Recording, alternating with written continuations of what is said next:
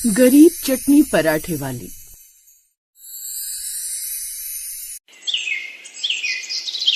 दिल्ली के पुराने इलाके दरियागंज की एक गली में हर सुबह एक पुराना तवा सुलगता था। तवे पर जब पराठा सिकता तो पूरी गली में खुशबू फैल जाती थी। वो खुशबू किसी होटल से नहीं बल्कि वो खुशबू आती थी कमला दीदी के ठेले से। लोग उसे प्यार से बुलाते थे पराठे चटनी वाली। उसकी हरी चटनी का स्वाद ऐसा था कि लोग महंगे रेस्टोरेंट छोड़कर वहीं आ जाते थे। पर कमला की जिंदगी पराठों से ज्यादा तपती थी। एक रोज सुबह के 5 बजे झुग्गी की दीवारों से धुआं उठ रहा था। कमला एक हाथ से बेलन चलाती, दूसरे हाथ से अपनी बेटी गुड्डी को जगाती। गुड्डी बेटा उठ जा, स्कूल नहीं जाएगी क्या? माँ जरा और सोने दो ना। नहीं बिटिया, जिस दिन तू सो गई ना उसी दिन तेरे सपने भी सो जाएंगे। उठ जा मेरी लाडो, अब तू ही तो मेरी आखिरी उम्मीद है। अपनी माँ की बात सुनकर उसकी आंख खुल जाती है। फिर हाथ मुंह धोकर वो उसके बालों में तेल लगाती है। चल अब जल्दी से तैयार हो जा, फिर मैं तुझे स्कूल छोड़ते हुए काम पर निकल जाऊंगी। 8 साल की गुड्डी अपनी माँ की बात सुनकर स्कूल के लिए तैयार हो जाती है। ये ले अपना टिफिन रख ले। क्या दिया है माँ? पराठा और चटनी। मुझे बहुत पसंद है माँ। अब वो अपने पुराने से ठेले पर एक तरफ थोड़ा सा सामान रखकर और एक तरफ गुड्डी को बिठाकर स्कूल तक छोड़ने जाती है। झोपड़ी से घर तक का सफर वो आधे घंटे में तय कर लेती है। अच्छा गुड्डी, खूब मन लगाकर पढ़ाई करना। माँ वो हाँ बोल ना गुड्डी, क्या हुआ रे? तू उदास क्यों हो गई? वो मैडम कल फीस भरने के लिए कह रही थी। चिंता मत कर गुड्डी, मैं कुछ न कुछ करके 1-2 दिन में फीस भर दूंगी तेरे।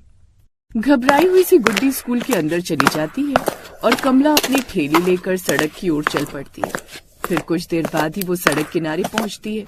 पुराना तवा, टीन की बाल्टी में आटा और 2 छोटे डिब्बे, एक में हरी चटनी दूसरे में लाल। चल कमला, आज थोड़ी ज्यादा बिक्री हो जाए तो गुड्डी की फीस भर दूंगी। अब कमला अपना ठेला लगा लेती है। कुछ देर बाद उसके पास से गुजरता एक रिक्शे वाला आवाज देता है, कमला दीदी आज क्या बनी चटनी? हरी धनिया पुदीना वाली, राजू जो तुझे बड़ी पसंद है। तो 2 पराठे दे दो दीदी, पेट तो आज तेरा ही पराठा भरेगा। अब कमला पराठा सेकती है। तवे पर घी की सौंधी खुशबू और चटनी की महक से गली महक उठती है और धीरे धीरे कर लोग उसके पास आने लगे, जिससे उसे थोड़ी सी कमाई होने लगी। ऐसे ही उसे सुबह से शाम हो जाती है। चलो शुक्र है, कम से कम गुड्डी की फीस भरने लायक पैसे तो जमा हो गए। अब कल ही स्कूल जाकर उसकी फीस भर दूंगी। सारा दिन पराठा सेकते सेकते खड़े खड़े कमला थक गई थी। शाम को थकी हारी वो घर लौट आती है, जहाँ गुड्डी किताब लेकर घर में चुपचाप पढ़ाई कर रही थी। मेरी बच्ची, पढ़ खूब पढ़ और पढ़ लिख कर खूब बड़ा बन और अपनी इस गरीब माँ का नाम रोशन कर। चल अब मैं खिचड़ी बना देती हूँ, आज दोनों वही खाकर सो जाएंगे। तू खा तो लेगी ना बिटिया खिचड़ी? मेरी माँ के हाथों में कमाल का जादू है, जो भी बनाती है स्वादिष्ट ही बनाती है। मैं खा लूंगी माँ। ऐसे ही समय बीतता है। रोज का उनका यही नियम था कि गुड्डी को स्कूल छोड़ने के बाद कमला अपने काम पर चली जाती। वो दिन रात मेहनत करती थी। कमला, तू दिन रात मेहनत करती है पर अब भी झुग्गी में क्यों रहती है? कहाँ जाऊं बहन, जो थोड़े बहुत पैसे कमाती हूँ मैं, वो अपनी बेटी के भविष्य के लिए जोड़ कर रखती हूँ कि उसके काम आ जाए। जब किशोर जी थे तो सब कुछ था, वो जितना भी कमाते थे उसी में हम दोनों को खुश रखते थे। तो फिर भाई साहब को हुआ क्या था? वो मिल में काम करते थे, फिर एक दिन मशीन में फंस कर गया कि फिर लौटा ही नहीं। उसके जाने के बाद ये ठेला ही मेरा घर बन गया और गुड्डी मेरी जिंदगी। अब तो उसी को पढ़ा लिखा कर कुछ बनाना है। पर तू बड़ी हिम्मत वाली है रे कमला, इतना सब होने के बाद भी तू हिम्मत नहीं हारी। अब गरीब की हिम्मत ही उसकी पूंजी होती है। रोकर तो पेट नहीं भरता, थोड़ी हिम्मत तो रखनी पड़ती है। इसी तरह कमला अपनी बेटी के साथ दिन काट रही थी। फिर एक दिन शाम को जब कमला दुकान समेट रही थी, तभी इलाके का ठेकेदार रंजीत वहां आ गया। अरे ओ कमला, ये ठेला यहाँ किससे पूछ कर लगाया? ये जगह मेरी। भाई मैं तो यहाँ सालों से बैठती हूँ, किसी को कोई तकलीफ नहीं दी। मुझे दी है, अब से रोज 20 रुपए लगेंगे बैठ की, क्या समझी? खाली पीली तू ही पैसे कमाएगी, मैं कुछ न कमाऊं क्या? 20 रुपए, वो भी रोज? हाँ वरना ठेला उठवा दूंगा तेरा, समझी? ऐसा कहकर वो वहां से चला गया और कमला की आंखों से आंसू गिरते हैं। हे भगवान, गरीब को चैन से 2 रोटी भी नहीं खाने देगा कोई। मेरी बेटी का क्या होगा? उस रोज कमला को यही चिंता सताती रही। फिर शाम को वो घर पहुंची तो चुपचाप बैठी हुई थी। अपनी माँ को यूं उदास देख गुड्डी ने पूछा, आज तू इतनी चुप क्यों है? कुछ नहीं बेटा, बस थक गई हूँ। माँ, मैं जानती हूँ तू किसी बात को लेकर परेशान है। देख लेना माँ, एक दिन मैं बड़ी होकर तेरे लिए दुकान खोलूंगी, ठेला नहीं। और जब मैं खूब कमाने लगूंगी ना, तो तुझे कोई काम नहीं करने दूंगी। तू बस आराम करना, हार मत मानना माँ। ये सुनकर कमला की आंखें भर आती हैं। तेरी बातों में ही मेरी ताकत है मेरी बच्ची। अगली सुबह वो ठेला लेकर काम पर चली गई। लेकिन कुछ देर बाद, अरे ये मौसम अचानक से इतना खराब क्यों हो गया? तभी आती तेज बारिश से थोड़ा सा पानी उसकी चटनी में भी गिर गया। बारिश होती देख ग्राहक भी वहाँ से भागने लगे। अरे भाई साहब, कहाँ जा रहे हैं आप? अब इतनी बारिश में कौन खाएगा तुम्हारे चटनी पराठे? फिर तेज आंधी तूफान भी आने लगता है और तेज आंधी तूफान की वजह से तवा उड़ जाता है, साथ ही चटनी के डब्बे भी बह जाते हैं। अरे मेरे भगवान, ये क्या कर दिया तूने? तभी वहाँ से गुजरता एक नौजवान अर्जुन, जो कि एक सोशल वर्कर होता है। अरे ये क्या हुआ? कुछ नहीं बेटा, बारिश मेरा रोजी रोटी का गुजारा ले गई। आप चिंता मत करो, मैं कुछ करता हूँ। कमला बारिश में हो रही होती है। आसपास उसका सारा सामान बिखरा हुआ होता है, जिन्हें वो समेटने की कोशिश कर रही होती है। फिर अर्जुन फोटो खींचकर सोशल मीडिया पर डाल देता है। एक माँ की रसोई बारिश में बह गई, पर उसका हौसला नहीं। बारिश के थमने के कुछ देर बाद ही उसके ठेले पर लोगों की भीड़ लग जाती है। कई लोग दान करने आते हैं। कोई तवा लाता है, कोई डिब्बा, कोई पैसे और भी बहुत कुछ। ये सब क्या हो रहा है बेटा? आपकी कहानी वायरल हो गई, लोग आपकी मेहनत को सलाम कर रहे हैं। भगवान सबको तेरे जैसा बेटा दे, तू हमेशा खुश रहे। फिर कुछ ही हफ्तों में अर्जुन की मदद से कमला को एक छोटा सा दुकान का कोना मिल जाता है, जिसका नाम रखा जाता है गरीब चटनी पराठे वाली। देखा गुड्डी, अब ठेला नहीं दुकान है हमारी। अब तू सबसे बड़ी रसोई वाली बन जाएगी माँ। और अब कोई रंजीत तुम्हारा तवा नहीं पलटेगा। और ये सब तुम्हारे कारण हो पाए है अर्जुन, तुम्हारा बहुत बहुत शुक्रिया। कमला कमाल की चटनी बनाती थी। उसकी बनाई हुई चटनी सबको बड़ी पसंद आती थी। फिर धीरे धीरे कमला की दुकान मशहूर हो जाती है और टीवी चैनल वाले इंटरव्यू लेने आते हैं। कमला जी, इतने सालों से मेहनत का राज क्या है?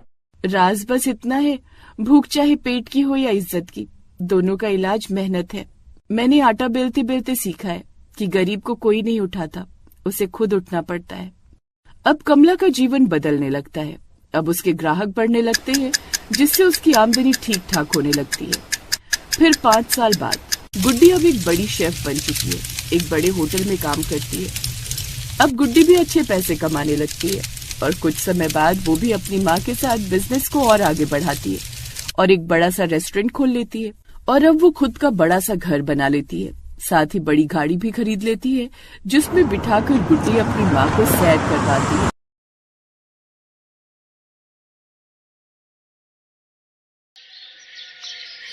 सत्तर साल की सावित्री और उसका पति रामदीन दोनों की जिंदगी बहुत दुखों से भरी थी।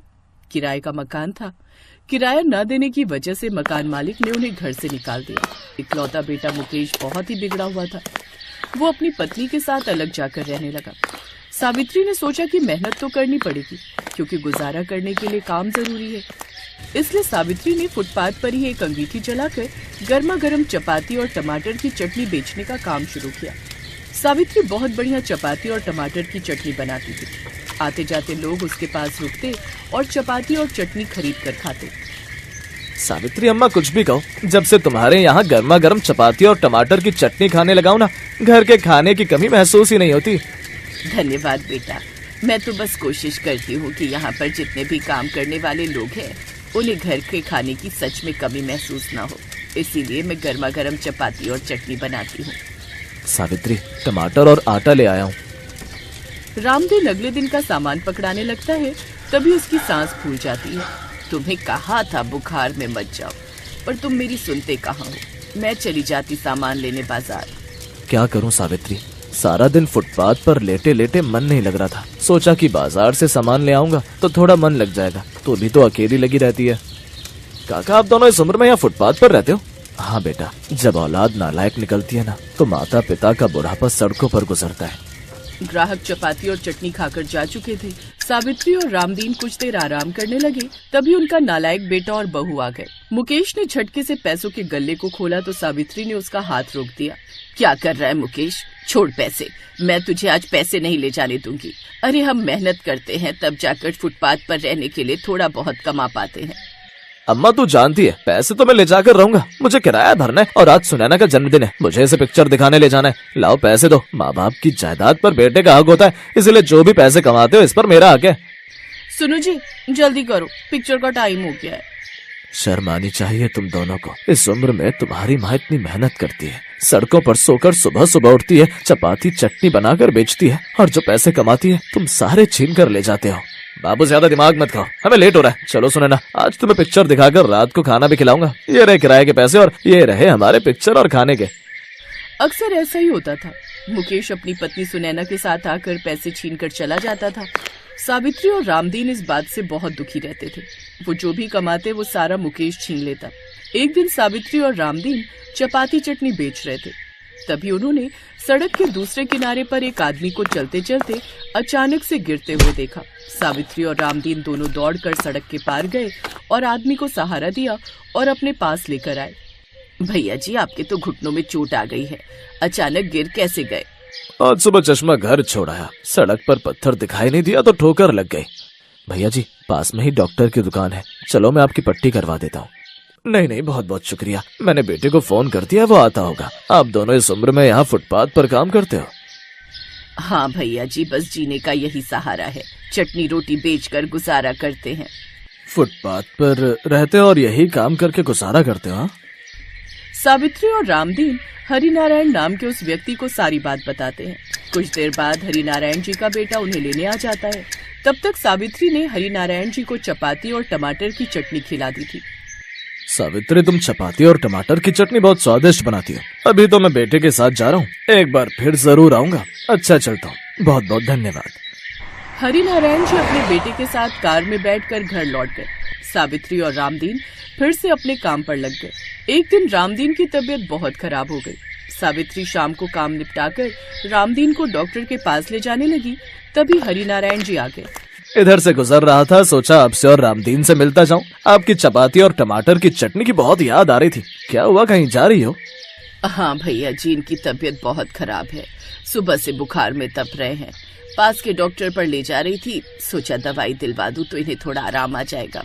सावित्री ने गले में से पैसे निकाले और रामदीन को लेकर जाने लगी। तभी उसके बेटा और बहू आ गए और हरिनारायण जी भी वहीं खड़े थे। अम्मा, लाओ, जितने भी आज पैसे कमाए सारे दे दो, तुम्हारी बहू माँ बनने वाली है, अब मुझे ज्यादा पैसों की जरूरत होगी। मुकेश बेटा, बहुत खुशी की बात है कि बहू माँ बनने वाली है, पर अभी मैं तुझे पैसे नहीं दे सकती। मुझे तेरे बापू को डॉक्टर के पास ले जाना है, अभी तू चला जा। सुनो, अगर आपने पैसे नहीं लिए तो मैं शाही पनीर, दाल मखनी और तंदूरी रोटी कैसे खाऊंगी? टेंशन क्यों लेती हो सुनैना, मैं पैसे ले रहा हूँ। लाओ माँ, ज्यादा नाटक मत दिखाओ, पैसे दो, बापू को कुछ नहीं हुआ है, एक बुखार उतारने की गोली खरीद कर खिला दो, सही हो जाएंगे। ए लड़के, ये क्या तमीज है अपने माँ पिता से बात करने की? हाँ, ऐसे बात करते हैं? दिखाई नहीं दे रहा तुम्हारे पिताजी की तबीयत ठीक नहीं है और तुम ऐसे पैसे छीन कर लेकर जा रहे हो? मुझे सब पता है, सावित्री बहन ने मुझे तुम्हारे बारे में सब बता दिया। अच्छे खासे सेहतमंद होकर कोई काम क्यों नहीं करते? क्यों बूढ़े माता पिता की कमाई खाना चाहते हो? और तुम्हारी बीवी, इसके तो बच्चा होने वाला है ना, तो तुम्हें तो ज्यादा जिम्मेदार बनना चाहिए। अगर तुमने ये पैसे ले जाने की कोशिश की तो मैं भी पुलिस को बुला लूंगा। तुम जेल में बंद रहना चाहते हो? मैं ऐसा कर सकता हूँ, तुम जानते नहीं हो मैं शहर का बड़ा व्यापारी हूँ, मेरे एक इशारे पर तुम्हें पुलिस पकड़ कर ले जा सकती है। हाँ, चलते हैं, जा रहा हूँ अम्मा। जिस दिन कमाने लगोगे, नौकरी करने लगोगे, अपने माता पिता से मिलने आ जाना। 4 पैसे कमा कर दिखाना, तब अपने माता पिता से मिलना। सुनो जी, यहाँ से जाने में ही हमारी भलाई है, अगर इन्होंने तुम्हें पुलिस को पकड़वा दिया तो मैं अकेले क्या करूंगी? उस दिन हरिनारायण जी ने मुकेश को अच्छा सबक सिखाया। ऐसा ही होना चाहिए था। बच्चे जब बड़े हो जाते हैं तो उन्हें अपनी जिम्मेदारियां खुद निभानी चाहिए। मुकेश घबरा गया था, उसे पता था कि उसे खुद मेहनत करनी है, इसलिए वो नौकरी ढूंढने लगा। इधर हरिनारायण जी ने सावित्री और रामदीन की मदद से उन्हें अपनी एक दुकान जो खाली पड़ी थी काम करने के लिए दे दी। दुकान के साथ में ये कमरा भी था जहाँ पर सावित्री और रामदीन को रहने की जगह भी मिल गई। हरिनारायण जी ने सावित्री और रामदीन की बहुत मदद की। कम से कम उन्हें इस बात की तसल्ली थी कि हरि नारायण जी ने उन्हें फुटपाथ की जगह रहने के लिए एक सुविधाजनक जगह दे दी, और यही उस बुजुर्ग पति पत्नी के लिए बहुत बड़ी बात थी। Best buddies. Hello friends, thanks for watching this video. अगर आपको ये वीडियो पसंद आया है तो प्लीज लाइक, सब्सक्राइब, कमेंट्स करें इस वीडियो पर, और हाँ, शेयर करना भी ना भूलें। और भी मजेदार वीडियो देखने के लिए नीचे दिए गए बेल आइकॉन को दबाएं। देखते रहिए बेस्ट बडीज।